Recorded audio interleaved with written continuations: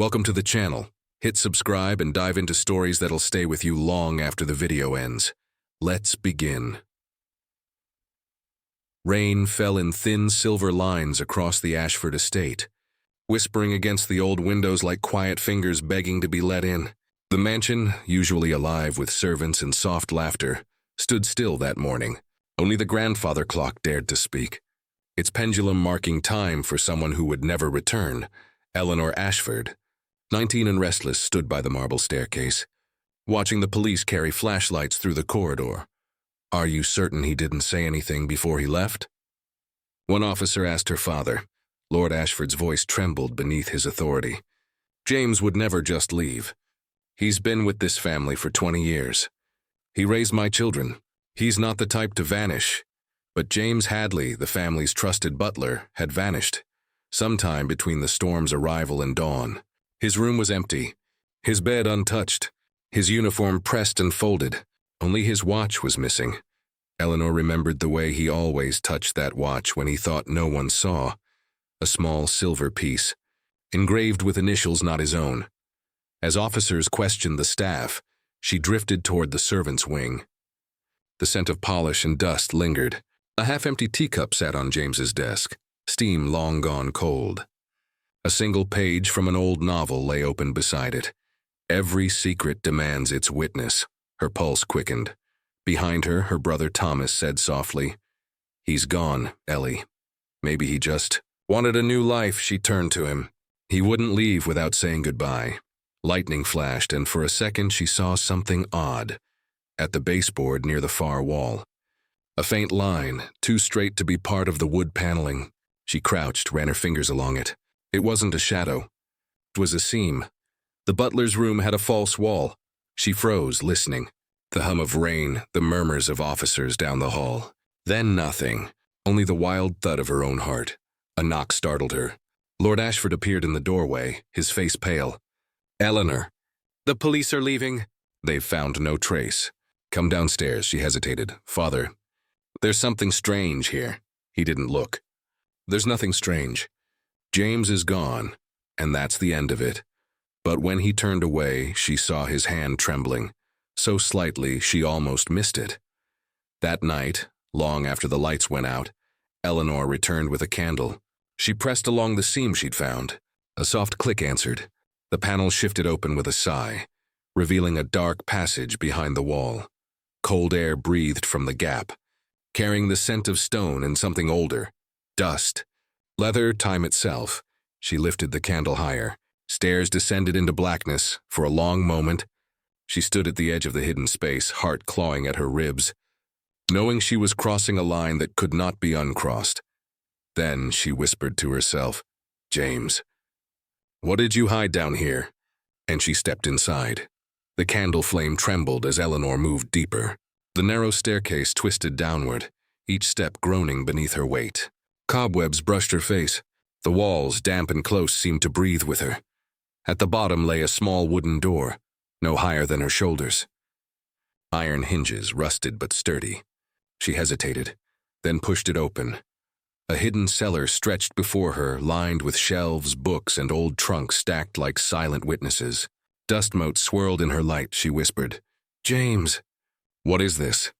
On the table in the center of the room sat a ledger. Its pages were filled with delicate handwriting. His. The first entry read, "Ashford Estate, 1997, Day 1. New family. Secrets buried deep." She turned another page. "I serve them as I swore I would. But some things are not meant to be forgotten." The air thickened. A faint ticking echoed somewhere nearby. Eleanor followed the sound. In the far corner, on a small shelf, she found James's silver watch still ticking. Next to it, a photograph, faded and yellowed. It showed a young woman standing beside a child who looked almost exactly like Eleanor. But the date scrawled on the back was 15 years before she was born. Her breath caught. "Who are you?" She looked closer. The woman's necklace bore the Ashford crest. A voice came from behind her. "Miss Eleanor?" The candle nearly fell from her hand. It was Mrs. Finch, the housekeeper, peering down the stairs. "What are you doing here?" the older woman asked sharply. Eleanor's voice shook. "This room, it was hidden. James built it. Mrs. Finch's eyes darted around the cellar, her expression tightening. "You shouldn't be here, child. Close it, forget it. Forget it?" Eleanor stepped forward. "He's missing. And this room, he left it for someone to find." Mrs. Finch's lips pressed thin. For a moment, something like fear crossed her face. Then she whispered, "If your father learns you came here, he'll have that door sealed again." "Again?" Eleanor's voice was barely a breath. "You knew?" But the woman only turned away, climbing the steps. "Go to bed, miss. Some truths are crueler than lies." When Eleanor looked back at the table, she noticed something she'd missed before. A letter tucked beneath the ledger. Her name was written on the envelope. Her hands trembled as she broke the seal. Inside, James's handwriting looped across the page. "If you've found this, then I've failed to keep my promise. The truth belongs to you now, but be careful whom you trust. Your family's fortune was not built by chance. It was bought with silence." Eleanor's candle flickered wildly, shadows crawling over the walls. From above came a creak, a floorboard groaning under someone's weight. She looked up, heart pounding. Someone was standing at the top of the stairs, watching. The figure vanished before she could speak. Eleanor sprinted up the stairs, the candle guttering out. Darkness swallowed her as she stumbled through the secret door and pushed it shut behind her. Her bedroom felt suddenly foreign, the walls closer than before. She locked the door, lit another candle, and reread the letter, bought with silence. What had James meant? At dawn, she went to the old study. Her father sat there reading the newspaper as though nothing had changed. "Father," she began softly, "who was the woman in the photograph James kept?" He didn't look up. "I don't know what you're talking about." "You do," she said. "She looked like me." He folded the paper with slow precision, eyes cold. "You will not dig into things you don't understand, Eleanor. The man is gone. Leave him in peace, but he left me a letter." That made him flinch, barely. "Where did you find it?" he asked. "In his room. Behind the wall you had sealed once before." The silence that followed was long and heavy. Then he rose, towering over her. "If you value this family, you'll destroy that letter." Eleanor held her ground. "Tell me who she was." He turned away, voice tight. "Your mother doesn't need ghosts in this house. Neither do you." When he left, she felt a tremor in the air, as though the mansion itself was holding its breath. That evening, she confided in Thomas. "He's hiding something. James was protecting us. Or warning us." Thomas frowned. "Ellie, you're starting to sound paranoid. Maybe James was just... Look at this." She handed him the photograph. He studied it, then frowned deeper. "That necklace. Father said Mother lost it years ago." Eleanor's mind raced. What if she didn't lose it? Later that night, she crept into her parents' room while they slept. The moonlight spilled across her mother's jewelry case. Inside, nestled among pearls and brooches, was the same crest necklace, its clasp newly repaired. Something in her stomach turned. She almost didn't hear the faint scratching sound coming from the hallway. Sighed, then footsteps slow, careful. She blew out the candle and slipped behind the wardrobe, holding her breath. The door opened. A tall figure entered, carrying a lantern. It was James, pale, silent. His eyes met hers across the dark. "Eleanor," he whispered, "you shouldn't have come here." She couldn't move, couldn't breathe. "James, everyone thinks you're dead." He shook his head, stepping closer. "I had to disappear. For your sake, for my sake? What are you talking about?" He placed the lantern on the dresser. The light cast his face in trembling gold. "Your father made me promise years ago to protect you from the truth. But now it's too late to hide it." He took the photograph from her hand. "This woman was your father's first wife." Eleanor froze. "First wife? But Mother, she never knew," James said quietly. "The woman died in this house. The child she carried, she didn't." Her throat went dry. "What do you mean?" He looked at her, eyes heavy with pity. "You, Eleanor. You were that child." The room tilted. James continued, voice low and shaking. "Your father arranged everything. He paid the midwife, erased records, claimed you as the child of his second marriage. I was the only witness, bound by oath. But guilt," his voice broke, "it rotted this house from the inside." Eleanor stumbled back, her mind unraveling. "You're lying." "I wish I were." Outside, thunder rolled again as if the storm had returned just for this. "Why now?" she whispered. "Because someone else knows," James said. "And they will destroy what's left of your family to make it public." Before she could speak, a sharp voice cut through the darkness.